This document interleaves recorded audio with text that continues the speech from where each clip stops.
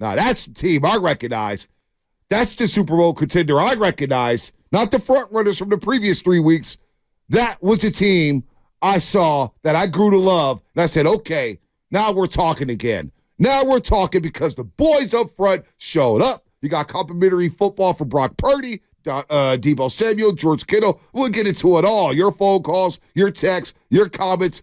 But, boy, it felt good to get a win, Shasky. It was one of those checklist wins. I mean, everything went right for him. Offensive line looked good. Got almost 6 yards per carry. CMC looked great. Deebo, we'll get to Deebo in a second. Purdy throwing dimes, looking good, scaring the hell out of me on that first touchdown pass. But he might have had one of the sweetest touchdown passes to George Kittle. And to me, it was the pre-snap recognition. I got one-on-one with a linebacker. Let me throw it to the inside and allow Kittle to make a play after pump faking, getting crushed as the pocket was collapsing on him. Purdy was really good in this game.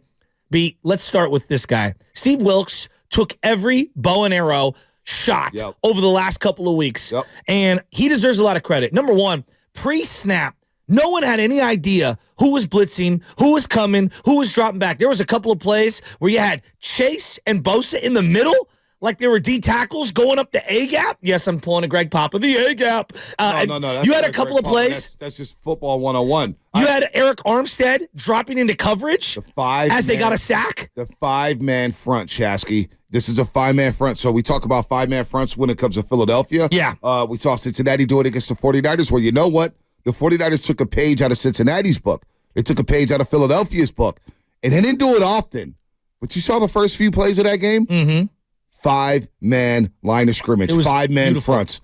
I want to see more of it. Well, I thought that Fred Warner looked outstanding in this one. I mean, he looked fresh. But this was all about Nick Bosa and Chase Young. I mean, the vibes. I've never seen Nick Bosa be so emotional. He's a very stoic player. Like Matt Cain was that way. Like you didn't see a lot of emotion from Matt Cain, even if he was humming, right? Nick Bosa, when do you ever see him like really go crazy after a sack or something like that? He's usually really tamped down.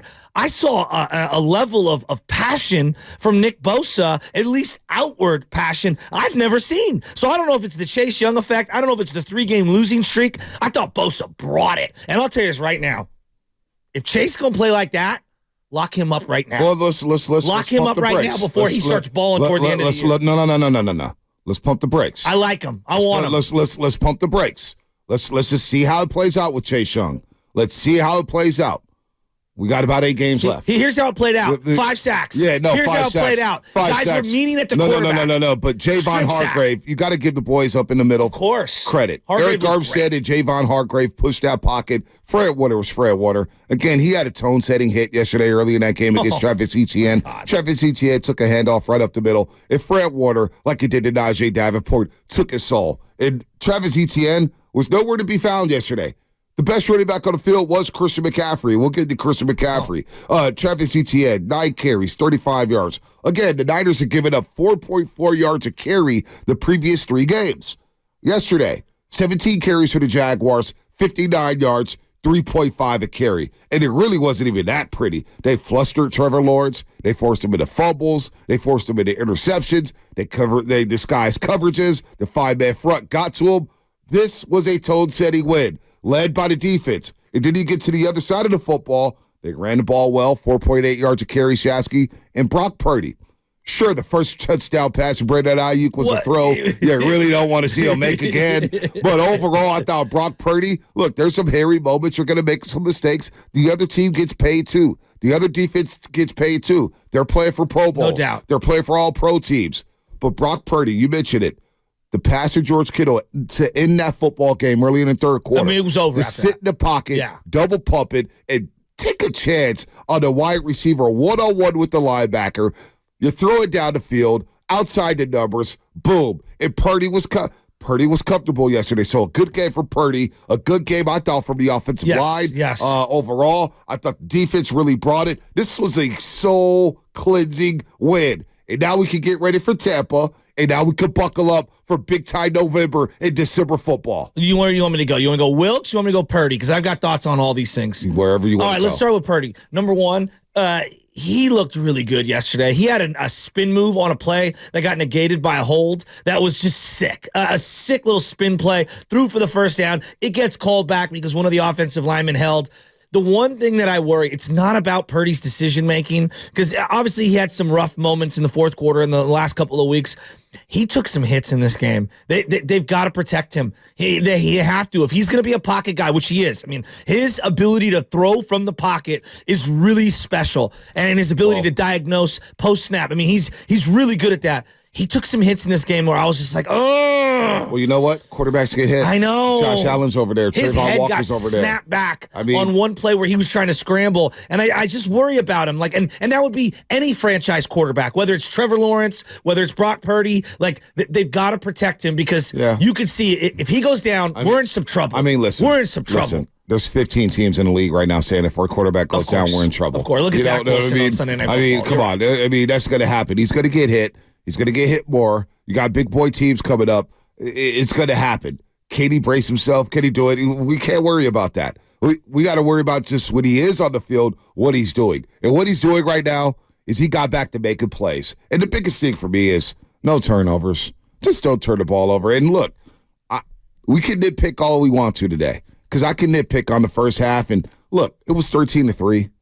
The Niners should have been up 27-3. Of course. They dominated from snap number 1 to the final whistle of the game. But you know what? 34-3. You go down to Jacksonville, you beat them by 31. A red-hot team that had won 5 in a row. And Purdy played well, so no need to worry about people getting hurt or whatnot. No. What we need to worry about is these teams coming up here and how they're going to plan for this defensive line. Because for me, you can talk about Brock Purdy. For me, again, it starts with the front four. It's not sexy. 888-957-9570. When I see numbers like this, the Niners have gone 36 straight games without allowing a 100-yard rusher.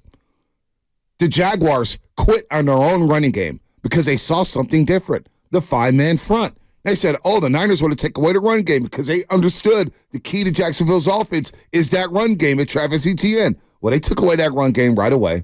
They got to Trevor Lawrence right away, and they killed whatever game plan Jacksonville had, whether it was quick screens, deep shots down the field. They couldn't do anything. They couldn't do anything because of the boys up front. It was like a template kind of a start for the Niners. We always talk about let the defense out on the field, get a 3 and out, get the ball back, advantageous field position, march right down, go up 7-0. I mean, that was just what the doctor ordered, like right off the rip. And I thought that was a beautiful drive, getting all your playmakers involved. Debo in the backfield on the first couple of plays. You just see the defense sees Debo, and they all start flowing that way. I mean, you were 100% correct regarding Debo. He's bigger than the statistics. We could argue about how much money they've given him or whatever. Clearly, this team has to have Debo Samuel. They have to. It's a lot like the Warriors, right? And we'll get to the Warriors and I don't want to really get into the negativity. Well, no, it's not negativity. It's just keeping it real.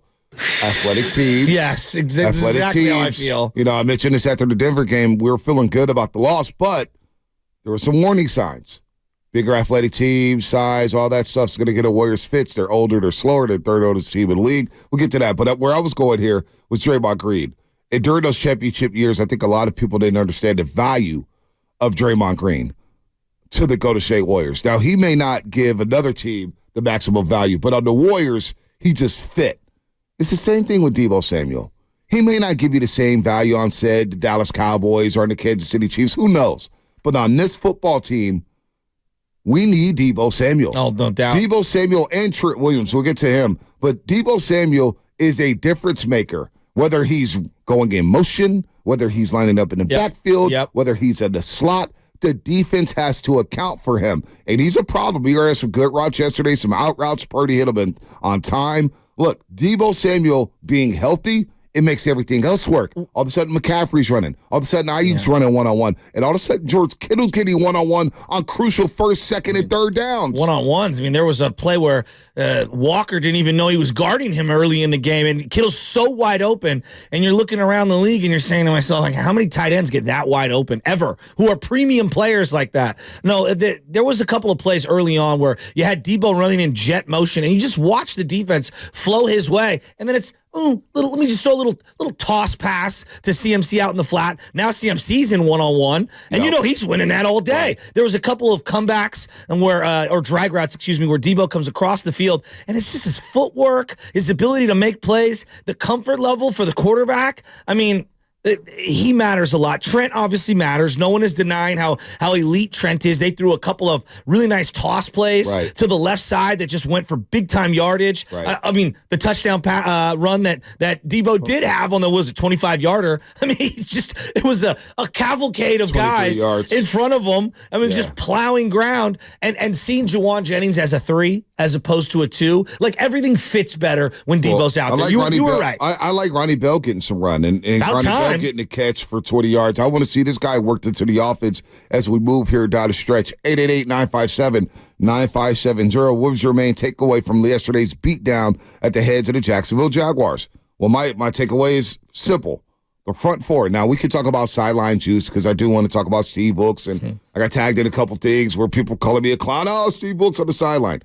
Well, Steve Wilks said last week the thing is getting overblown about him coming down from the booth to the sideline. But instant communication with the players, okay, fine. I'll sign up for that. Hufanga said that it's nice to have feedback. Not that it's the end-all, be-all, but it's nice to have feedback. Which, whatever. It's the players saying But to me, the juice was created on the first 3 snaps of the football game. Yeah. When the defensive line at Fred Warner is flying around tipping passes, hitting Trevor Lawrence, making sure that Trevor Lawrence was very uncomfortable. Trevor Lawrence did not have a good game at all. I mean, 17-29, 185. He just felt very uncomfortable. Why? Because his defensive line finally got after the quarterback. So, you know what?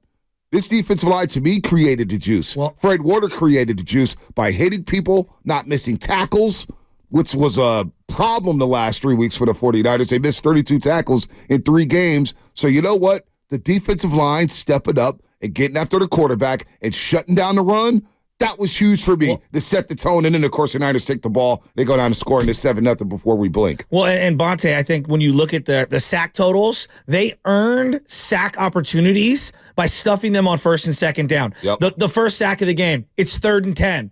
Armstead and Hargrave. The second drive of the game, it's 3rd and 10. Hargrave, Bosa, and Chase all meet at the quarterback. Okay, on the 2nd and 15, Bosa, Chase strip, 2nd and 15. Right. Now, the play prior, which no one wants to, Etienne and Travarius Ward, that was the play where Ward came flying into his shoulder. They got lucky. There wasn't I mean, in the modern NFL, that gets called. I'm glad it wasn't because I thought it was pretty clean, but that could have easily been called the other way. There's a delay of game penalty on the next play. Boom, 2nd and 15. Bosa and Chase get the sack strip. That was a TJ Watt-like play from Nick Bosa. Yeah, That's the one thing that he hasn't done a great job of is not only are you sacking him, strip the guy while you're doing it. He just ripped the ball right out of Lawrence's hands. So this defense yesterday was really flying around. Again, they hit the quarterback, Trevor Lawrence, 10 times. 10 times. They sacked him 5 times.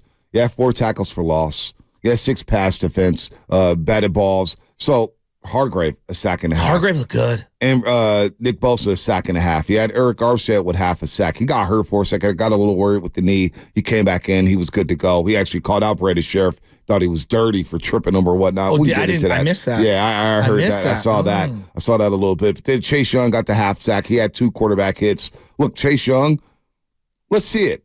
Before we start paying him, I want to see it. There's a couple times I thought he looked stiff, rushing the passer. But you know what? When he gets to see one-on-ones and Nick Bosa, there were some times I thought Jacksonville just treated Nick Bosa like he was a third-string defensive end. But he's got free releases. Well, I mean, I couldn't believe it. I was like, Jacksonville, that's number 97. I know he's struggling, but it's still number 97. You may want to block this guy. Yeah, but and that got him going early. When you have 4 guys on the line, it's pick your poison. No, you can't double everyone. So I think this is what we were hoping to get.